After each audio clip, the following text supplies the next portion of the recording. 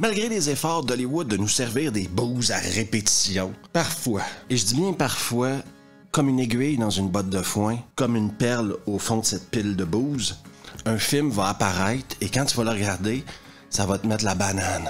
Et tu vas te poser plein de questions. Genre, pourquoi est-ce qu'ils font pas plus souvent des films comme ça? Et selon mes informations, c'est parce que Hollywood est allergique aux bonnes idées.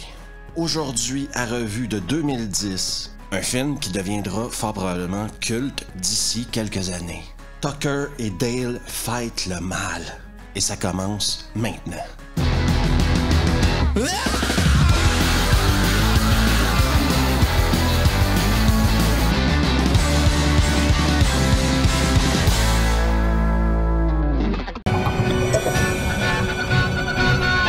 Des étudiants universitaires qui font apparemment partie d'une fraternité. Une fraternité pour les Européens qui m'écoutent et qui connaissent pas c'est quoi. Imaginez tous les trous de cul d'une école qui se rassemblent ensemble pour fêter entre trous de cul. Arrive à la campagne, chez les Hillbilly. Est-ce que Hillbilly en Europe, on peut traduire ça par pécard ou habitant? Je pense que oui. Mais inquiétez-vous pas, ils sont venus faire la fête. Ils ont un joint pour 7 personnes dans la voiture. Ça va s'éclater comme en 76. Tu crois vraiment qu'une bande de nazes aurait pensé à apporter ça? T'as gagné, Tucker et Dale, eux, sortent de la supérette et voient les gamins. Les gamins se sont achetés 24 bières pour les 7. Encore une fois, imaginez la taille de la fête qu'ils vont aller faire. Dale, lui, bouffe ses œufs dans le vinaigre et voit une fille au loin, Allison, et il la trouve très jolie. C'est ma copine à moi. Prend son courage à 2 mains et décide d'aller lui parler. Sauf qu'il a besoin d'appui, donc il a amené sa fourche. Oui, ça peut intimider certaines personnes. On veut pas d'ennui, on vous a rien fait, alors casse-toi! D'accord, je vous laisse. Tucker et Dale arrivent enfin au chalet qu'ils viennent d'acheter et les mecs ont vachement de goût, style architectural, horreur années 80. Elle est magnifique. Et t'en dis qu'elle était à rénover? Il y a quelques petites rénovations à faire. D'ailleurs, cette poutre-là, je vous la montre parce qu'elle revient plus tard dans le film et c'est important que vous vous en souveniez. Les jeunes, eux, se racontent des histoires pour se faire peur. Et tout ce qui leur manque, c'est un gars avec sa guitare acoustique en train de chanter faux du Bob Dylan. Et on a le droit à un flashback des années 90, preuve que les temps changent, mais pas les douchebags.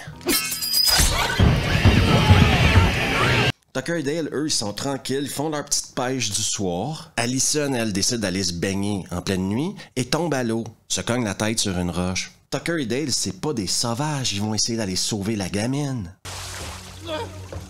Aide-moi, attrape-la! Sauf qu'au loin, un des étudiants vont les voir prendre Allison et il va croire que c'est un enlèvement. Ils l'ont enlevé! Vite! Commence à ce moment une série d'imbroglios qui va nous mener à un des films d'horreur les plus drôles de l'histoire de l'horreur. Le lendemain matin, les étudiants vont enfin trouver la piole à Tucker et Dale et vont jouer à roche-papier-ciseaux pour savoir lequel va devoir aller voir si Allison est dans la maison. Le perdant se pointe vers la maison. Parallèlement à tout ça, Tuck, lui, est en train de couper du bois avec sa chainsaw. Et il est tombé sur un nid d'abeilles. Encore une fois, une comédie d'erreur où Tucker, lui, essaie de se débarrasser des abeilles, mais il a encore sa chainsaw dans les mains. Et le gamin, lui, eh ben, il chope la chiasse de sa vie. Tirez-vous! Il y a une tronçonneuse! Courir dans les bois, c'est dangereux. À l'intérieur de la piole, Dale et Allison, eux, jouent à Trivial Poursuite, donc ça va. J'ai le cerveau drôlement fait. Je suis bête à manger du foin, mais je suis capable de me rappeler de tout ce que j'entends. Et les étudiants vont trouver le corps de leur pote. Chad, le leader du groupe, amène pas ce que j'appellerais du leadership positif. C'est nous contre ces malades, c'est simple, c'est la survie du plus fort. Tucker et Dale, eux, ils vont décider d'aller chercher les potes d'Allison parce qu'ils se disent on va aller les chercher comme ça, on va venir chercher Allison et nous, on va pouvoir continuer nos vacances tranquilles et retaper la piole. Ils vont même leur laisser un message sur un bout de bois pour leur dire où Allison est.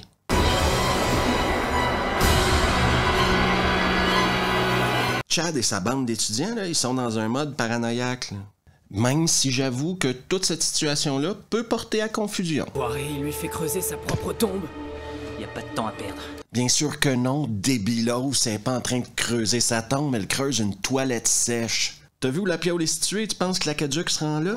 Donc, si on suit la logique du con, il prend sa lance, part à courir, essaye de choper Dale, mais s'enfarge dans une racine. Et il arrive ça.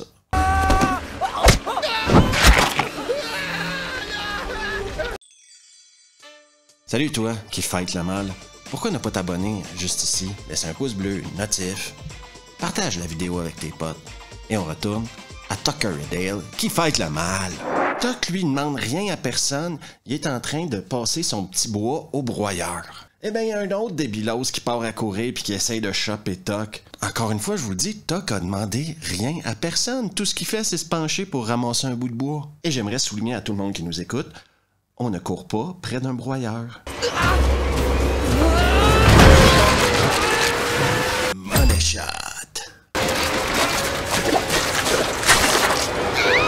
Et à travers tout ça, le seul qui semble comprendre ce qui se passe, eh bien, c'est Tucker. Ils ont décidé de venir se suicider ensemble dans la forêt.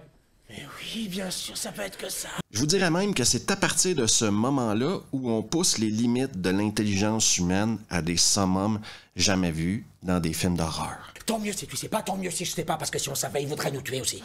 T'as pas tort. Chad, comme il est toujours en vie, continue avec sa petite attitude de merde. 2 ou 3 petits meurtres, et ça y est, tout le monde panique. Avant de trouver la piole à Dale et Tuck, eh ben, ils avaient envoyé un de leurs potes chercher quelqu'un, les flics. Et justement, le shérif arrive. Et ils ont commencé à se suicider un peu partout. Celui-là, par exemple, il a plongé la tête la première dans le broyeur. Pour Dale et Tucker, c'est hyper facile à expliquer. Leur logique est louable. Une bande d'étudiants ont fait un pacte de suicide et ils n'arrêtent pas de se suicider autour d'eux. Mais nous, on a eu la trouille de notre vie. De notre vie. J'avoue que pour le shérif, c'est difficile à comprendre.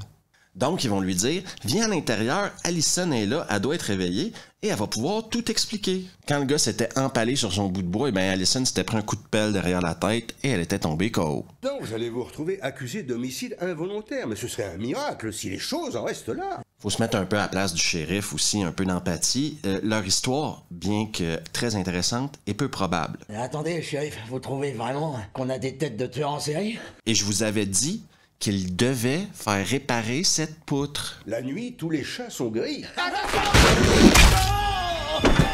Et là, les étudiants, quand ils voient le shérif sortir avec le bout de bois puis les clous dans la tête, eh ben, ils pètent un câble. À toutes les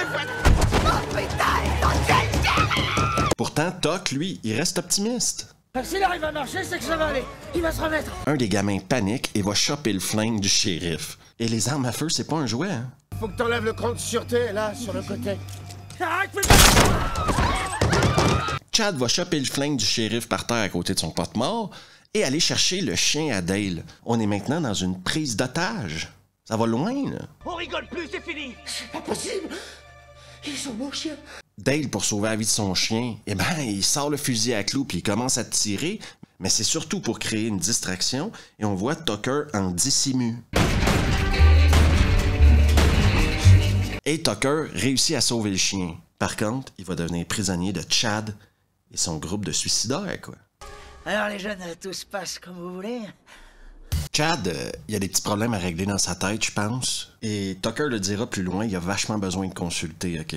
J'avais jamais approché d'aussi près le mal absolu, et ça sent fort. Dale, toujours au chalet, briefe Allison sur la situation. C'est comme si tous tes amis avaient craqué et qu'ils s'étaient transformés en psychopathes. Mais Chad et ses potes ont laissé un truc pour Dale devant la porte, avec un message également.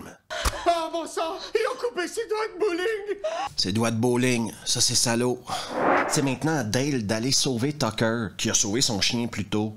Mais Dale, il a beaucoup de défauts, mais il a une très grande qualité. C'est un philosophe dans l'âme. Dis-leur que je voulais de mal à personne. Il va le retrouver toujours en vie, mais avec 2 doigts de moins. Mais pendant tout ce temps-là, Chad et ses potes ils ont utilisé ça comme diversion pour aller sauver Allison. Ils vont donc arriver à la maison où Allison les attend. Mais qu'est-ce que vous faites? On vient de sauver, imbécile, vite, dépêche-toi. Pourquoi vous murmurez? C'est vraiment des flèches hein, pour des gens qui sont à l'université. C'est pas une super pub pour le système d'éducation américain. Hein. C'est le syndrome de Stockholm, quand la victime tombe amoureuse de la personne qui l'a kidnappée. Allison, qui est étudiante en psychologie, a une idée. Ce qu'elle va faire, c'est qu'elle va asseoir Chad d'un côté, Dale et Tucker de l'autre, et ils vont essayer d'expliquer et surtout de s'écouter. Parce que tous ces problèmes-là, si on aurait pris le temps de communiquer, ça se serait réglé très vite. Probablement quand même eu des morts, mais ça serait réglé très vite. Et chacun va écouter ce que l'autre a à dire. Et oubliez pas que Chad, c'est un dur de dur, OK? Il peut même pas boire de camomille. Si c'est de la camomille, je t'arrête tout de suite, ça me donne des crises d'asthme. Non, c'est de l'Earl Grey. Grâce à la conversation, on apprend que le flashback du début qui nous montrait des jeunes des années 90, eh bien, c'était les parents à Chad. Sa mère est la seule survivante du massacre et on n'a jamais retrouvé le corps de son père. Sa mère a fini dans un asile et c'est sa grand-mère qui l'a élevé. C'est d'ailleurs sa grand-mère qui lui a raconté l'histoire. C'est important pour plus tard. Il se trouve que mes parents ont été les victimes de brutes dans ce genre. Encore une fois, imbroglio. À l'extérieur, il y a deux potes à Chad qui, eux, les voient en train de boire du thé. Logiquement, se disent, Chad a été pris prisonnier. Attention, ça va saigner! Ils sont cons, mais pas juste un peu. Non, pas avec ça! Et le truc avec la débilité, c'est que c'est une maladie contagieuse. Faut dire que Dale et Tuck ont pris des mauvaises habitudes de vie. Personnellement, mon essence, je la laisse pas dans mon salon. L'essence! J'aurais dû ranger ça ailleurs! La piole explose et on va voir Chad en mode démon. Peut-être qu'on devrait l'aider.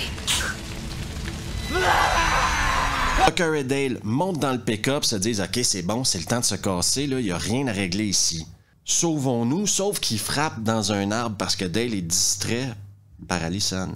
Chad a kidnappé Allison et maintenant Tucker et Dale ont une conversation à cœur ouvert. Quand tu l'auras trouvé fou la raclée de sa vie à ce petit morveux. Je vais lui faire bouffer ma botte à staré d'étudiant. Tucker est trop blessé pour essayer de pourchasser Chad. Ce sera à Dale de sauver Allison, mais avant ça, il va aller s'équiper. Faut qu'il ait l'air un peu plus intimidant.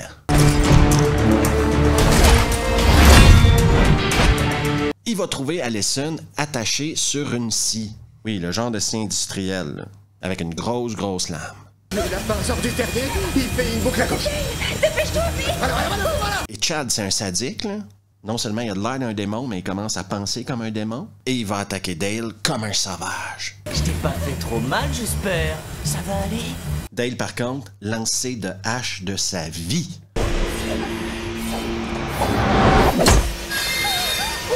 Dale et Allison réussissent à se sauver au deuxième étage de la scierie.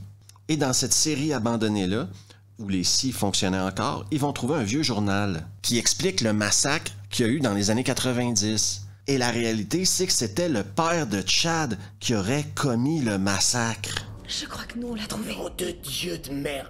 Cody.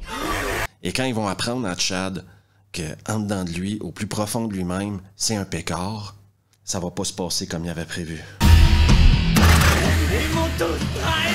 Par chance, dans les débris du deuxième étage, Dale a trouvé un pot de camomille. Et vous vous souvenez que Chad est allergique à la camomille, ça lui donne des crises d'asthme. Et oui, dans un film où on a vu des gens passer dans des broyeurs, empalés par des bouts de bois, le véritable héros du film sera la camomille. Il va s'en remettre si on lui retrouve son inhalateur. Ou pas. C'est la fin pour Chad. Et la bonne nouvelle, c'est que Tucker est toujours en vie. Ils lui ont même rattaché les doigts. Est-ce que c'est les siens? Je vous laisse en juger. Et ils ont retrouvé mes doigts. Regarde. Et bien sûr, pour Dale, tout est bien, qui finit bien. Il chope Allison. Tu rigoles. Quand on me demande de décrire Tucker et Dale fight le mal, la chose la plus simple que je peux dire, c'est Forrest Gump de l'horreur. Ce film-là est une comédie d'erreur dans un univers d'horreur. Et c'est l'idée géniale du film. Je peux vous garantir que si vous n'avez pas vu ce film-là et que vous allez l'écouter, vous allez au moins avoir 2 ou 3 fous rires durant le film. Genre, vous allez devoir peser pause à quelque part. La scène avec le shérif, ça fait des dizaines de fois que je la vois et elle me fait encore rire à voix haute. La question à se poser n'est pas « est-ce que je devrais aller le voir ?» La question que vous devriez vous poser « pourquoi est-ce que je l'ai toujours pas vu ?» Parce qu'en plus, pour les fans d'horreur, il y a des refs à Massacre à la tronçonneuse, à Evil Dead 2, à plein de films que les fans adorent. Et c'est sans tomber dans la copie, c'est vraiment un hommage et c'est super bien fait. Les deux acteurs principaux, Tucker et Dale, qui traînent le film sur leurs épaules, en tant que pécasses, sont juste magnifiques. probablement le rôle de leur vie pour ces acteurs-là. Il y a des choses que j'ai mis dans la vidéo, il y a des choses que j'ai pas mis, parce que j'espère surtout que ceux qui l'ont pas vu vont aller le regarder. Parce que mon opinion personnelle, c'est que ce film-là mérite de devenir un film culte dans les prochaines années.